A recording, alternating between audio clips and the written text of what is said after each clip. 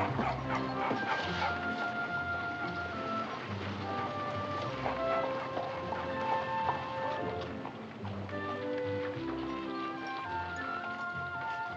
on, fly! Come on! Prominently.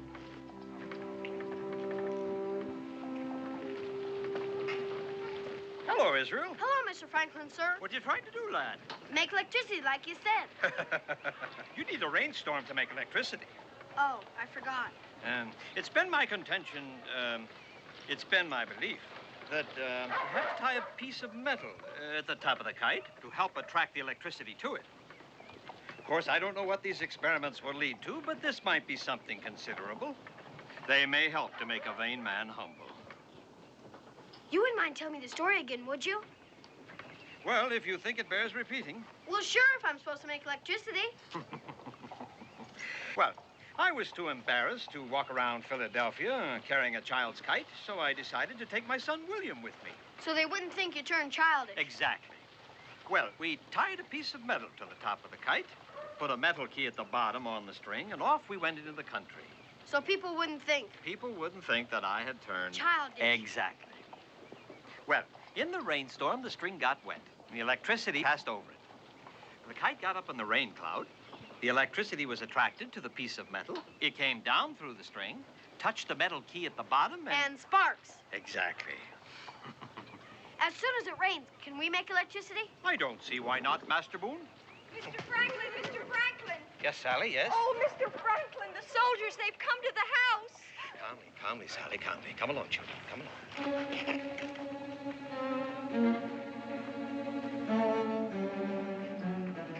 I'm afraid the sight of so many uniforms upset her, Mr. Franklin. No harm intended. Just what is intended, Sergeant? We've come to take your printing press away from you, sir. And if you try to stop us, my orders are to arrest you.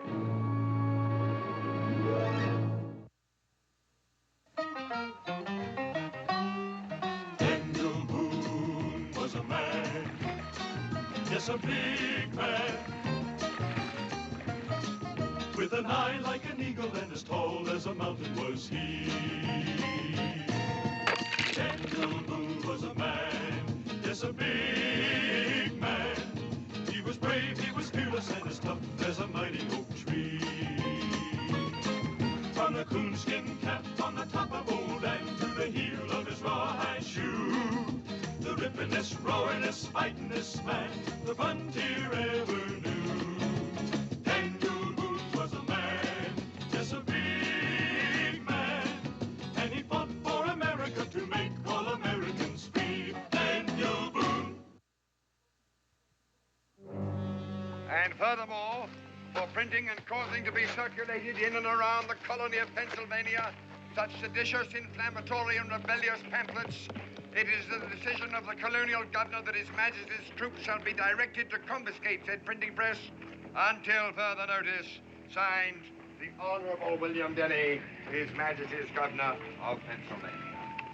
You know, Sergeant, if Your Majesty continues to treat us as treacherous, conspiring rebels, he may prove himself to be right. I'm only doing my job, sir. Yes, of course you are. Hey, you watch where you're going. All right, get this wagon rolling. Now, Daniel, you heard, eh? Yep. Hey, Paul, where's Cully and Walt? And the others? The wagon, the supplies. Well, we can't get them without English pounds. They stopped me at the warehouse. Said there's a new law. You can't buy any supplies with furs or anything unless you use their currency. What? No pounds, no supplies. What are we going to do, Paul? Do? I'll tell you what we're going to do, young sir. We're going to sit down and think this thing through. Now, this has been a very bad day for both of us, Daniel. In fact, the only encouraging thing about it is the ham that you brought for dinner. Well, many a meal has been lost for want of meat. Come along, son. Come along.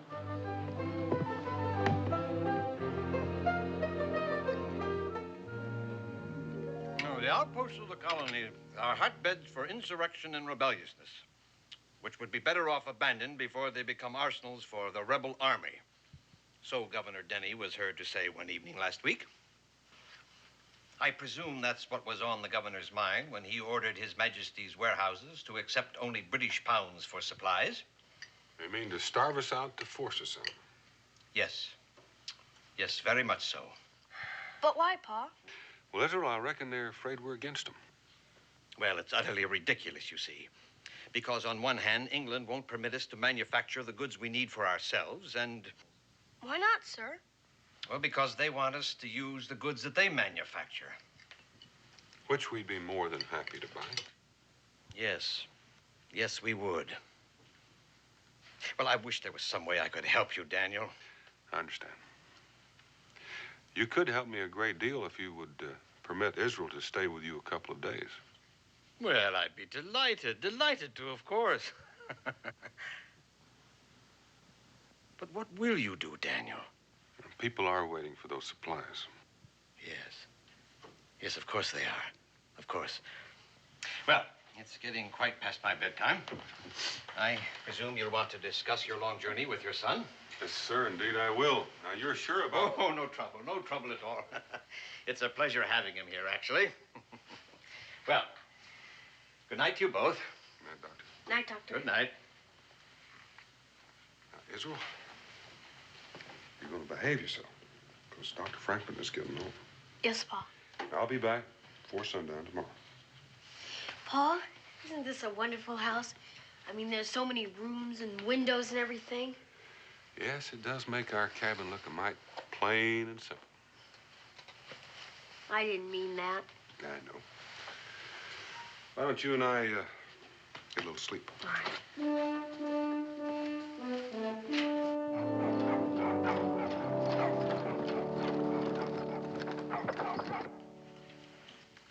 Give me it!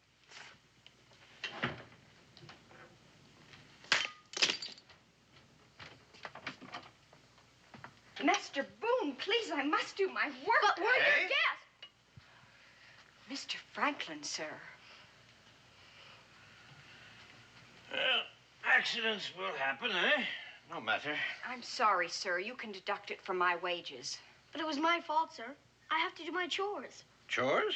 He thinks he has to do chores, sir, like a servant or something. I've tried to tell him he and his father were your guests, and... No matter. I have to do my chores. You see, sir, that's how all this happened. We was fighting over who does the cleaning of the china. She's right, Master Boone. You and your father are my guests here, you know. I know. We've been other people's guests before. I know all about that. We've had people guest at our house, too. Lots of times, more than I can count. We have. You can ask anybody.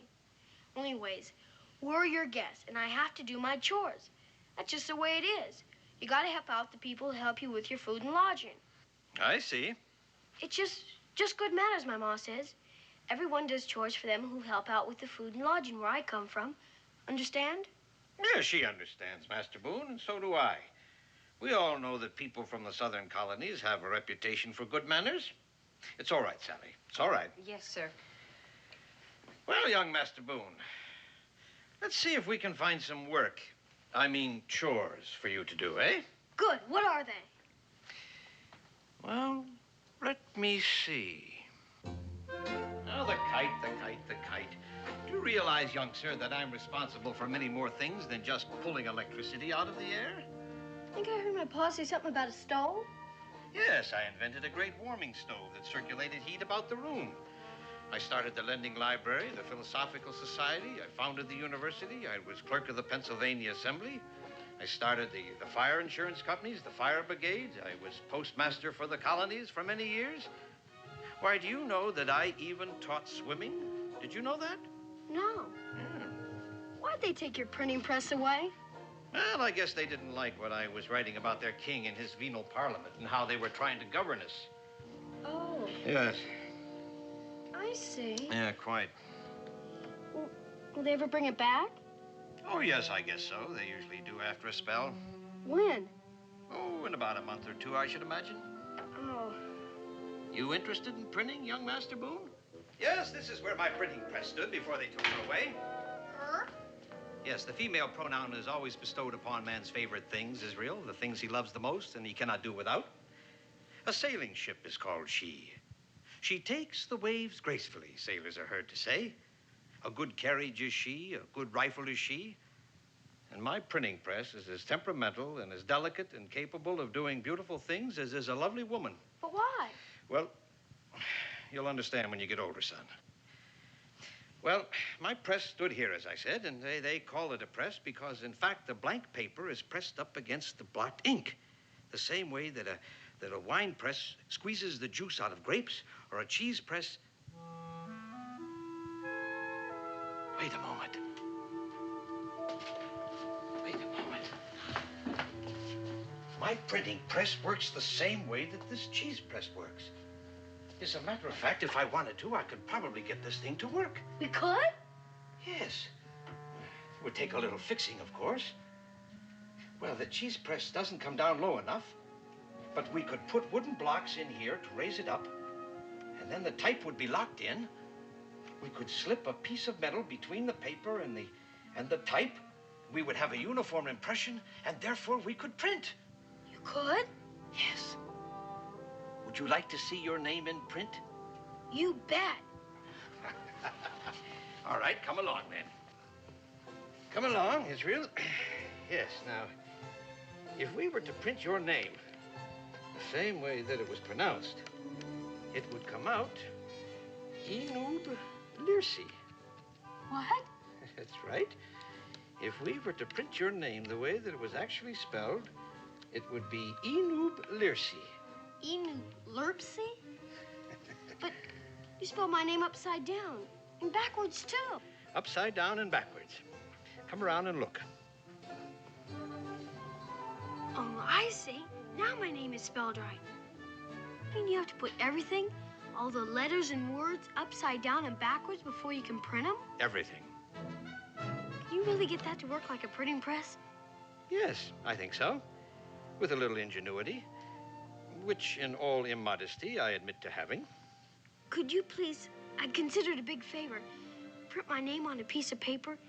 You see, I'd never seen my name printed before. I'd keep it forever and I'd take it wherever I go. Well, You can't really get it to work, can you? yes. Yes, I think I can, young man, but the insurmountable problem is that we have no ink. No ink? No ink. You saw the soldiers pouring the ink out of the bottles when they took away the printing press. Yes, but I mean, can't you just go to a store and buy some? No, the ink comes from England, and they keep it under lock and key. And they give it only to printers who promise not to print rebellious or seditious pamphlets. Oh. I've been experimenting with several recipes for ink, but unfortunately, I've not been very successful. I've tried everything, but nothing seems to work. The ink isn't black enough. I've used rainwater and alum, and gum arabic, sugar, logwood chips. I've boiled it and strained it, but nothing seems to work. It doesn't hold the paper. The black just seems to fade away. Oh. I've tried everything, Israel, everything. Tapwood roots, powdered rocks, certain kinds of earth, but... It all fades away. Yes. I guess I better get back with my chores. I'm sorry, Master Boone. That's all right, Mr. Franklin, sir. Pa! Pedro, you been behaving yourself? Yes, Pa, honest. That's good. I'd like to talk with Dr. Frank. Yes, Pa. Well, have you devised a plan? We've arranged for a fire. A fire? There's a wreck of an old hull tied alongside the wharf right next to one of His Majesty's schooners. While the guards are trying to put out the fire, we'll be loading a wagon. We have a fair chance of making it. Do you realize how many garrisons of troops there are between here and the Cumberland Gap, Daniel? Yes, I do, and we'll have to take the long way around. Of course, we'll just be traveling at night. It sounds risky to me, Daniel. Very risky indeed. Once we have the wagon loaded, the men are on their way, I'll come back for Risswell. Getting those supplies out of here and taking them past the guards is a very dangerous plan, Daniel. Well, if there's some other way to do it, Dr. Franklin, I'd do it.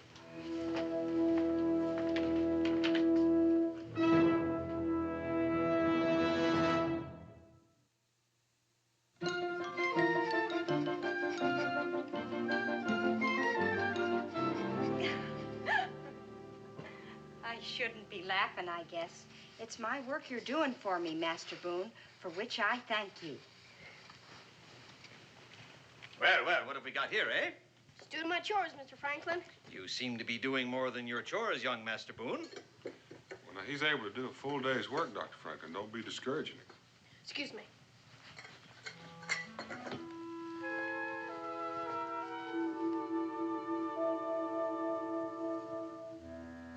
There's nothing so black as lamp black. Daniel, go out and get your supplies. Get a whole wagon load of supplies, and with money. Money? Well, where are we going to get it? We're going to print our own. But I thought... No, they may have taken away my printing press. But they didn't take away my cheese press. Put it right here, Daniel, right here. What about the ink? You said yourself, sir, that... Well, lamp black is the answer to making ink black, young man. You gave me the idea yourself. Well, will it work? Well, I believe so. I don't think there's any reason why it shouldn't. Dr. Franklin, you said those supplies were for British citizens only, and important ones at that. Yes, well, as long as I'm counterfeiting money, I may as well counterfeit papers for you, too, to identify you as the steward and the purchasing agent for the estate of the Earl of Norwich, a kindly English gentleman who lives some 40 miles south of the city. What does counterfeiting mean? Bogus, fake, made to look authentic, but in actuality, it's worth nothing. Now, Israel, I want you to gather all the lamps in the house and light them right away. Wouldn't it be strange if somebody walked in and saw the lamps lit and the sun's right overhead? Yes, we'll do what Dr. Franklin said, and right away.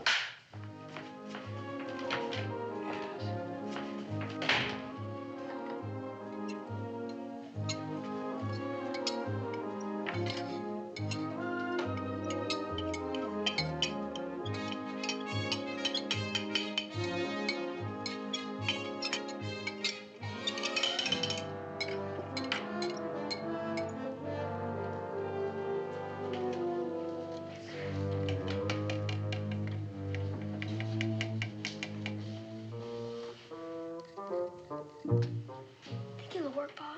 Think you can really make money? What's that? What's that you're whispering over there, young man? Nothing, sir. Think I'm a foolish old man, do you, huh? No, sir. Huh? Don't think I can print money like this, do you, huh? Well, And don't forget, young man, I am the man who brought the electrical fire from the sky. yes, sir.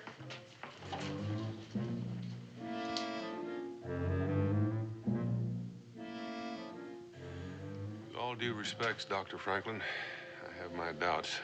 Daniel, I can hold my own with the best of those counterfeiters. When I first learned the printing and engraving business, I copied and copied and copied everything that I could get my hands on until I learned how it was all actually done. But the ink, It's beginning to look like ink. well, I hope so. As a matter of fact, I'm always very enthusiastic about my discoveries until I discover that some of them don't actually work. I didn't want to dampen Israel's spirits. But several months ago, I hit upon the idea of using black beetles to color ink.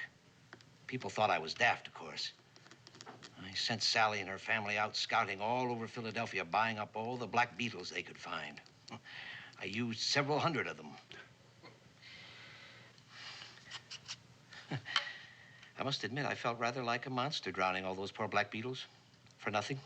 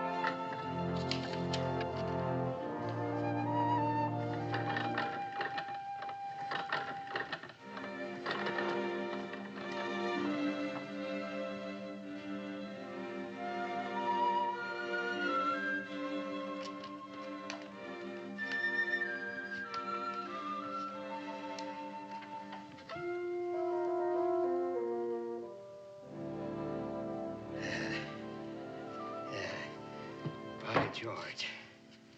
By George, if I were any younger, I'd have quite a career as a counterfeiter. Looks perfect to me. How many are you going to make? How many do you want?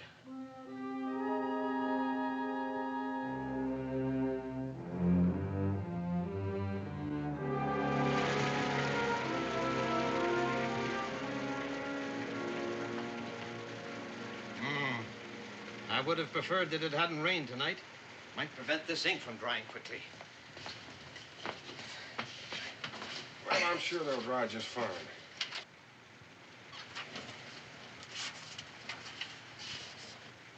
What's the matter, son?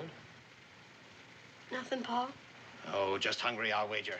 Say, did I tell you about all the work, I mean chores, that your young man did for me here today? Yes, sir, you did. He does you honor, Daniel. Israel, where are you matter, son? Sorry, Mr. Franklin, sir. Smells like that supper's almost ready. Come on.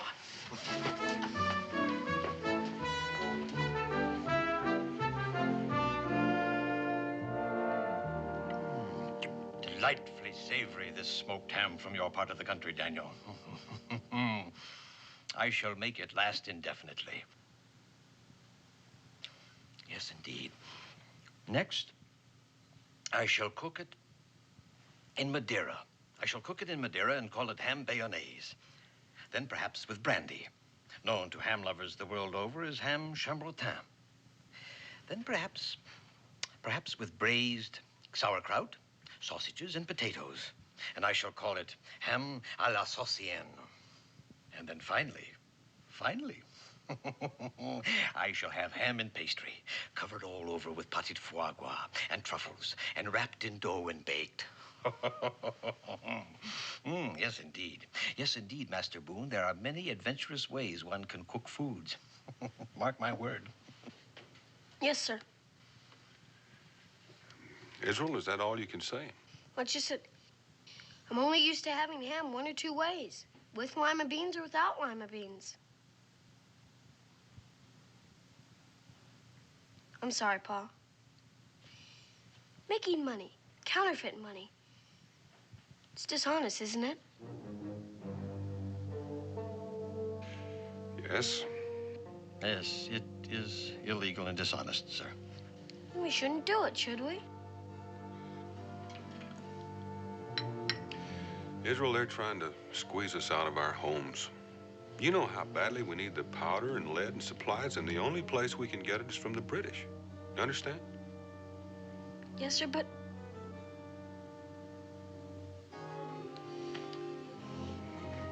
I'm sorry, but you always told me never to do anything if it was dishonest. Son, it is true, if I buy supplies with counterfeit money, that I will be cheating the British Army out of money. But you and I both know that we've got to get those supplies. Yes, sir. But it's dishonest. Master Boone, I believe you've pointed out, how shall we say, an embarrassing flaw in our plan. Sorry, Mr. Franklin, sir. That's quite all right, young man. You were quite right to bring it up. I'm glad that you did. I'm proud of you. And as I said before, you do your father honor, sir. Thank you, Mr. Franklin, sir.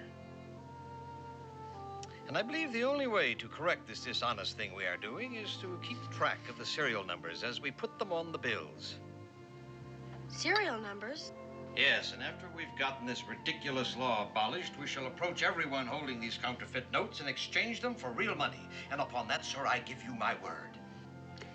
We can leave the furs with Dr. Franklin, and if there's not any real money, he can use the furs. Now it's honest. Quite so, sir. Quite so. Excuse me, sir, but there's some men out back, dressed in buckskin, asked to see Mr. Boone. It'd be Cully and the boys. Let's go out, Israel, and tell them about the change in plans.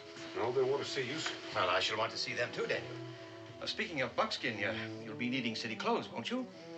Oh, mine won't do. Mine won't do at all, Daniel. Oh.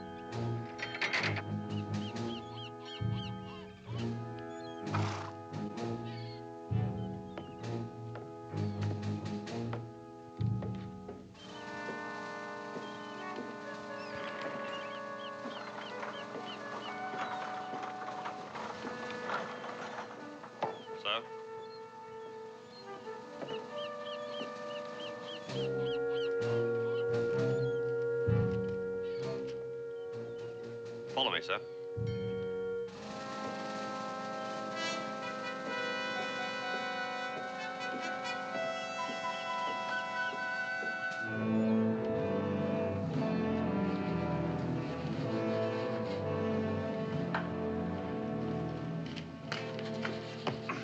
Begging your pardon, Quartermaster.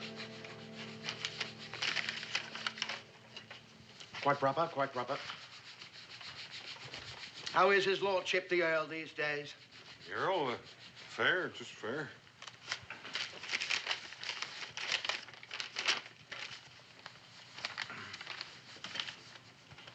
Now, what's this? 10 barrels of gunpowder? What's his lordship going to do, blow up the old south of Pennsylvania? What does he need with all that powder? Oh, tree stumps. The meadows are full of stumps, and the Earl told me to blast them out, and blast them out I will. But that takes powder, and lots of it. I see. You'd better inform His Majesty's troops in your village what you're going to do, so they don't think you've started a war. I'll do just that. Good. I'll try to get you loaded up in time to leave first thing in the morning. Well, with all due respect, Quartermaster, I have to be back tomorrow midday at the latest. Those were my orders. I don't mind helping your men load my wagon, but we have to do it now. Now? Well, that's terribly inconvenient, Mr. Wharton. That's most inconvenient. You see, there's a bloody inspection here today. Captain Thurlow takes a fit, he does, if this place isn't looking neat and tidy. And if I were to take my men away from the cleaning to fill your order. Well, I wish I could wait, but I can't. Perhaps if I spoke to Captain Thurlow. I've heard the Earl speak of him many times. Oh, no. No, sir, that won't be necessary. No, we'll have your order filled on the double. Smythe! I'll just figure out your charges, sir, and we'll have the wagon loaded in a shake. Smythe, where are you, man? Sir? Here, have this order filled at once for Lord Norwich's man here. Yes, sir. My wagon is right out in front. Yes, sir. Well, that's all, Smythe. That's all. Be off, man. Tilson, that's enough. Go give them a hand with the order. Yes, sir. Would you like a sweet, sir? Oh, no, thank you, Quartermaster. Why don't you sit down, sir? It will take them a little while, of course, to get the wagon loaded. Well, thank you, but I should go out and see if the wagon is loaded properly. It's a long trip, especially at night. Oh, right you are, sir. That's a much better idea, quite. I'll be back in to pay after the wagon is loaded. Fine, sir. Right you are, sir. Whatever you say, sir. But please don't be having any talks with Captain Thurlow. Life is difficult enough here in the colonies without any trouble the likes of that. And then what happened, young man? Well, I picked me up a branch from the closest tree, and then I whopped that bar on the nose every time he came close. I finally got the idea I wasn't going to be his dinner. Then he walked away, rubbing his nose all the way. That's amazing, amazing. You know, I've never even seen a bear. Can you believe that? You haven't?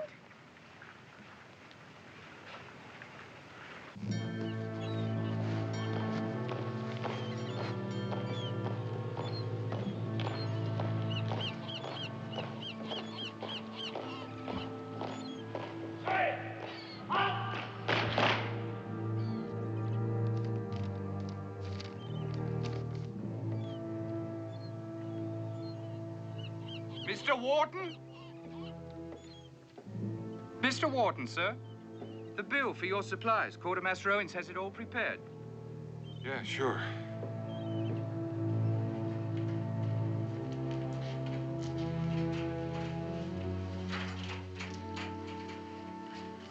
Well, that didn't take long now, did it, sir?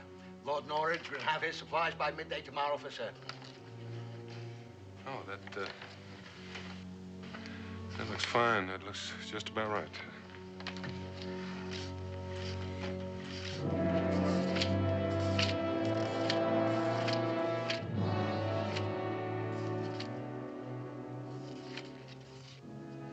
Thank you, sir.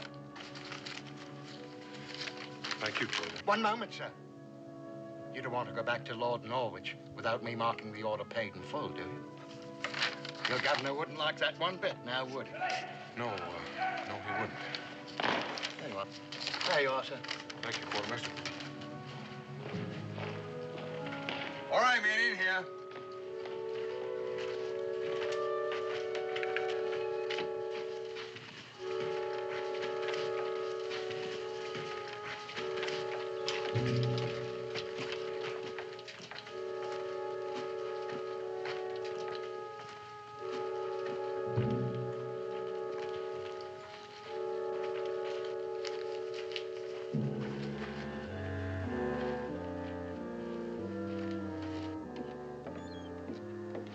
Mr. Warden, stop! Compliments of Quartermaster Owen, sir, but you've paid £5 too much for the goods you've got. Too much. You're certain? Yeah, Quartermaster Owen's counted it over 3 times, he did. Well, and why don't you give this £5 note back to Quartermaster Owens as a proper reward for his honesty and tell him I suggested share it with all of you men. Well, thank you, sir. That's very generous. I'm sure, Mr. Wharton. Thank you, sir. Not bad, Quartermaster at Arms. Not bad at all. Sergeant Ridley. Ah! Put Corporal Smythe down on report for being late for inspection. Yes, sir. Sorry, sir. What have we here, Sergeant Ridley? Ah? A chimney sweep in our midst. Salute the sergeant, Corporal Smythe.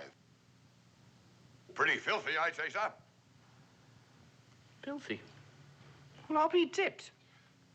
Rather disappointing, Quartermaster. Smythe turning out like a gutter snipe. Shocking, sir. Quite. Well, let's hope the supplies are neat and trim. Yes, sir. Quartermaster at Arms. Yes, sir. Your hand, sir. It's filthier than Smythe's. I can't believe my eyes, sir. I can't believe my eyes either, sir. It seems that you two have had your hands in the same chimney. What have you touched that I have, too? Nothing, sir. Except What's this? Mr. Wharton insisted I give it back to you. Mr. Wharton? The steward of your friend, sir, Lord Norwich. Lord Norwich's steward's name is Browley, not Wharton. Fresh, homemade 5-pounders, Quartermaster. Oh, that can't be, sir. Mr. Wharton's. Get me the cash back, Smythe. I told you, Lord Norwich's steward's name is Browley. Who's this fellow you keep calling Wharton? I told you, sir. Sergeant Ridley. You saw him, the tall fellow. He was leaving just as you came in. Yes, the tall man. Yes, I've seen him before, somewhere, sir. That man gave me counterfeit money for the supply, sir. Counterfeiting the king's money is a hanging offense, Quartermaster Owens. Smythe, take 5 men, run down that man who stole the king's supplies with counterfeit money. You know what he looks like. Yes, sir. Go with them, Sergeant Ridley. Yes, sir. We can't have a counterfeiter roaming around the countryside with a wagon load of His Majesty's supplies now, can we, Quartermaster? No, sir. Dismiss the inspection. Yes, sir.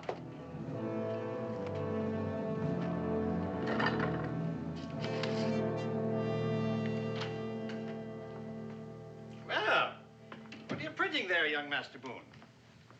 Begging your pardon, Mr. Franklin, sir, but you'd laugh. Oh? Well, you'd have the right to laugh, too. Very well. Very well, young man. I was only trying to be of some assistance.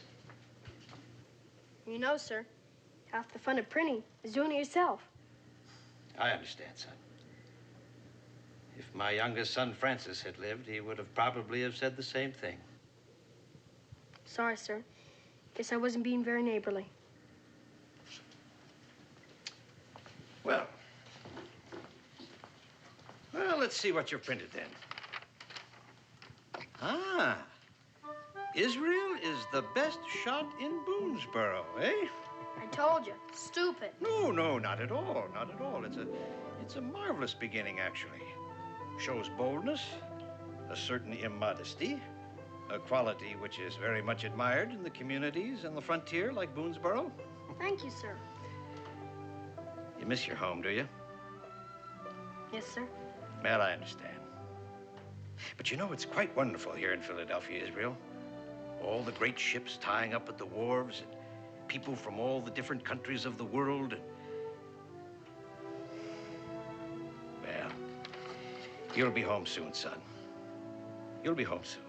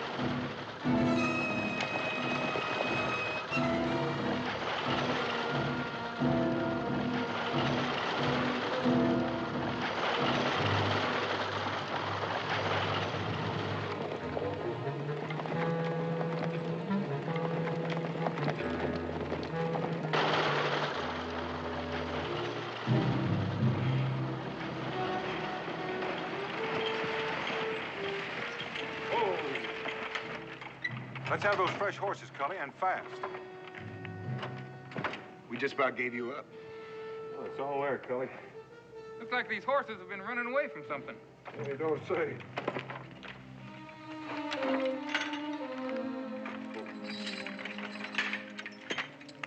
Walt, you better keep an eye peeled.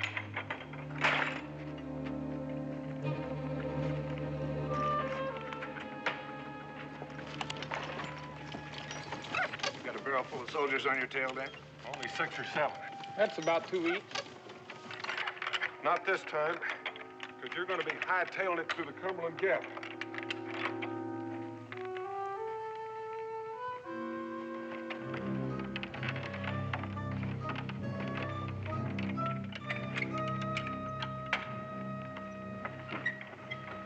Tell Rebecca Isn't and I'll be along in a couple of days. And you better not come back wearing those clothes. Hell!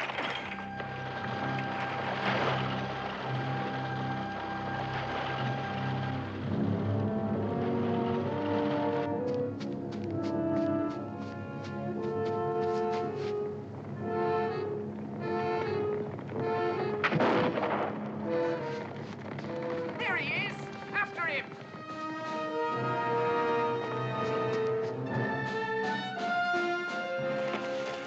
That's him, all right. What about the wagon? It must have broken down somewhere. We'll see it better in daylight. You can't get the horses through that thicket. Then we'll follow on foot. Dismount. Two of you stay here, look after the horses. The rest of you, spread out, get out for him.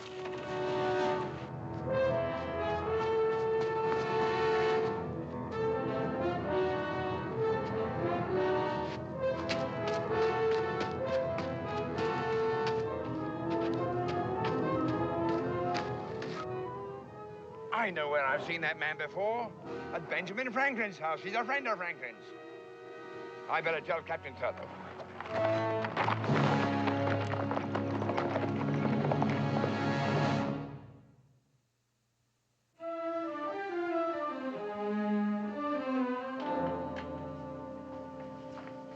Well, how did you like that ham au bayonnaise, young Mr. Boone, eh? It's almost as good as with lima beans. Well, we'll clean up in here tomorrow, Israel.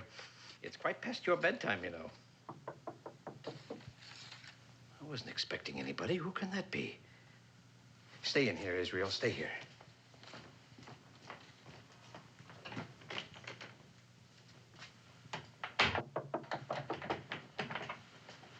Answer the door, Sally. Yes, sir. Good evening. Please tell Mr. Franklin that I'd like to see him, would you? Tell him yourself, Captain. Quite. Sergeant Ridley, Sir. remain here and permit no one to leave the premises. Yes, sir. All right, you two, round to the back. Keep an eye on the back door. This young lady will show you the way, won't you? It's all right, Sally. It's all right. Yes, sir. Come along, Captain.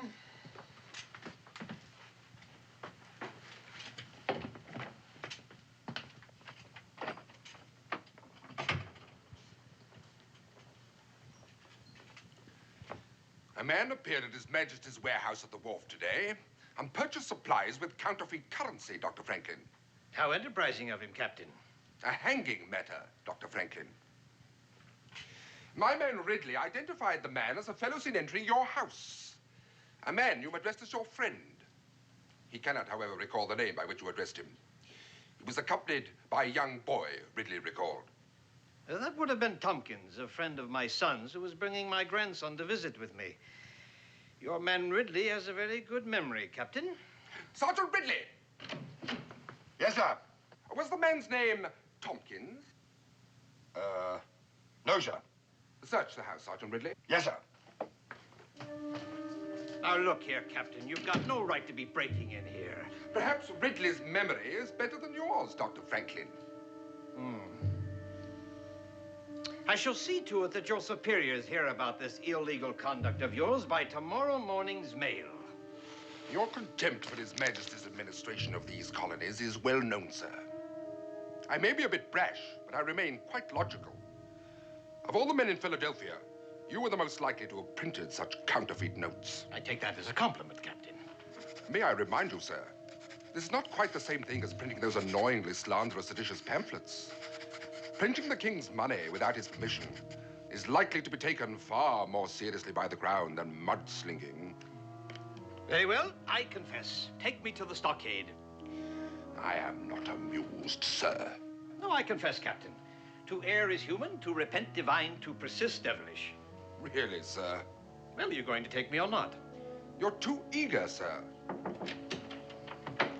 Sir, no man, no boy, no printing press. We searched every room in the house except the one across the hall. It's locked. Will you open it, sir?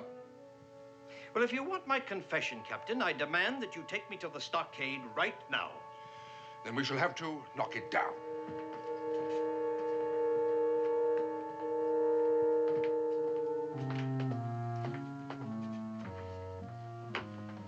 I will confess to counterfeiting those notes, Captain, only to Governor Denny himself. What are you trying to hide in here, sir? Nothing, sir. That is my workroom where I do my experiments. Sergeant Ridley's memory is so good, perhaps he can describe it to you. Will you or will you not open it, sir? If you forcibly enter that room, I will confess to nothing. Do you actually expect me to believe that you will confess? Really, sir, I've read your pamphlets. I wouldn't for a minute allow you to attempt any of your tricks on me. Knock it down.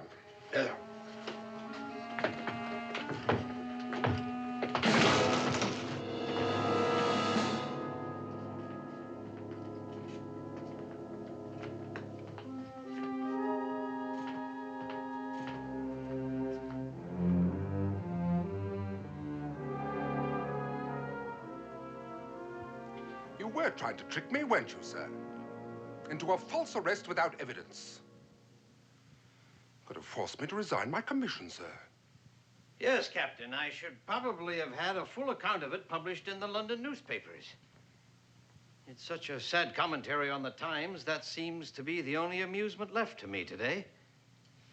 I think it only fair to warn you, sir, that that day is not far off when crimes against the crown will be reason enough to silence the guilty parties permanently, regardless of their influence and popularity in high places. I take it that means you will return my printing press in time for me to have the honor of being the first man permanently silenced for my country?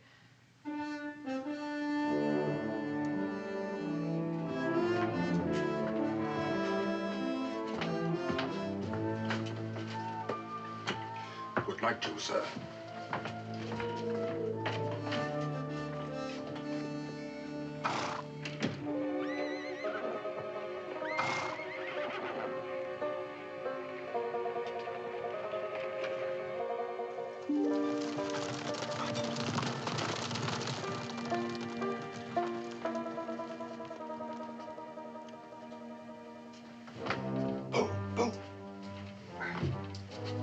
Well, they're gone. The supplies are on the way to Boonesboro. Excellent. Where's Israel? Well, I don't know. You mean you don't know where he is? No. I left him in here when the soldiers arrived. Everything we were using to print the notes was scattered all over the room. When the soldiers broke in, I expected they would find Israel here and all the evidence, but he must have cleaned it up, as you can see. Evidently, the boys cleaned it up, but I don't know where he is.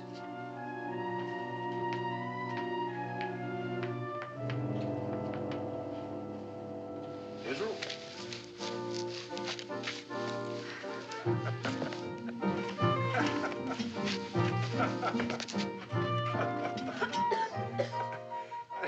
I taught him to hide in the chimneys during Indian attacks.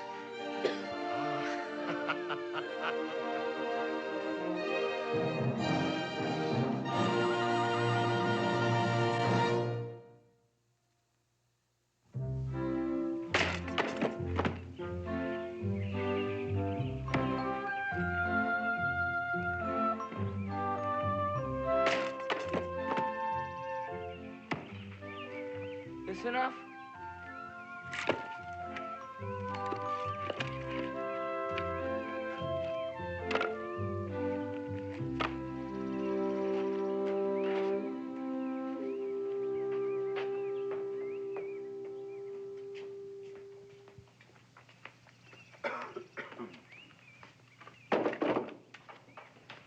Zeke, Yes, sir? you know, it's awfully awfully nice of you to be helping Israel like this, but I do hope you leave something for him to do. Oh, no, ma'am. I'm doing them all today, and tomorrow, and the rest of the week. The rest of the week? Yes, sir. See, it's very friendly of you to help Israel this way, especially after the disagreement you had, but... Well, why are you doing them, Zeke? Yes, why? For money. Money? What money?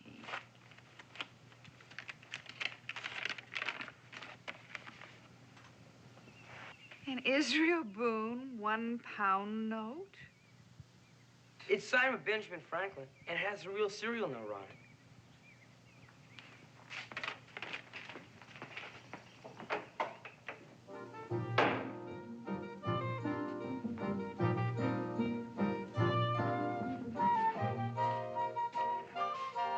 Israel?